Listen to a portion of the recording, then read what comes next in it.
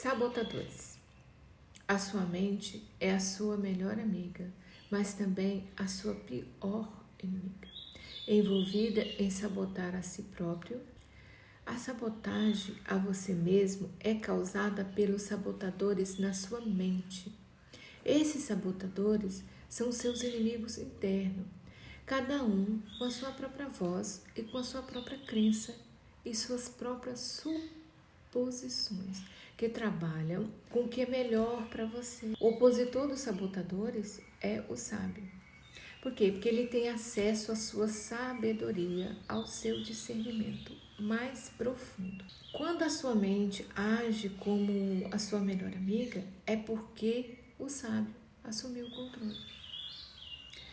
Os sabotadores e os sábios são alimentados por regiões diferentes do nosso cérebro e podem ser enfraquecidos ou fortalecidos.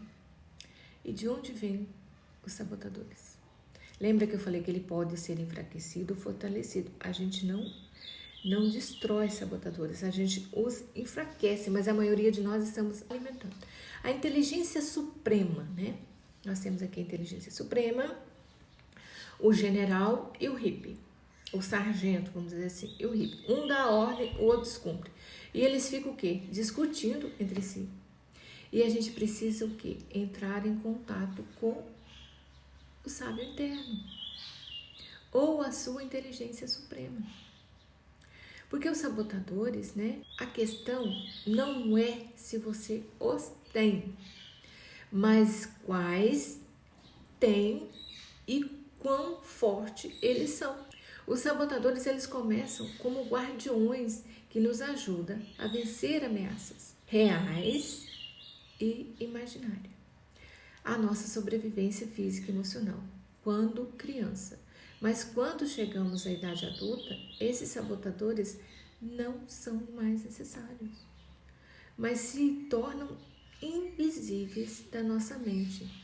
Eles formam a lente pelas quais a gente vê o mundo, né? Vê as coisas e reagimos às coisas do mundo. E a formação dos sabotadores, ela começa a fazer sentido depois que você percebe que o objetivo principal dos primeiros 15 a 20 anos de vida é sobreviver. O tempo o bastante para passar os seus genes adiante.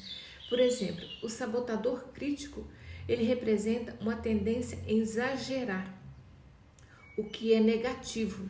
Essa tendência tem um propósito evolucionário, claro, levar os nossos ancestrais a sobreviver. Para a criança humana, a sobrevivência tem um comportamento que vai além de sobrevivência física. Também precisamos sobreviver emocionalmente. E o cérebro humano, ele está preparado para prestar atenção ao meio ambiente nos nossos primeiros anos de vida.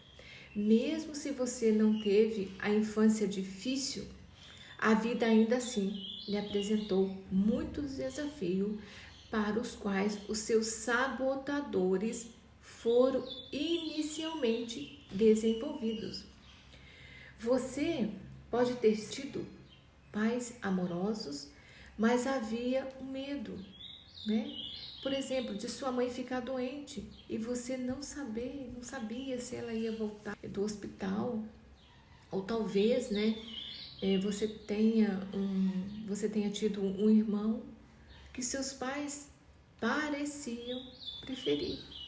E é claro, havia na escola sempre uma criança que era mais alta, mais inteligente, mais rápida ou mais engraçada do que você. E as que pareciam não gostar de você. Houve algum momento em que você fracassou publicamente, foi rejeitado ou traído? Houve um momento em que você se sentiu apavorado com a ideia de morte, de fome ou de um dos incontáveis perigos deste mundo caótico?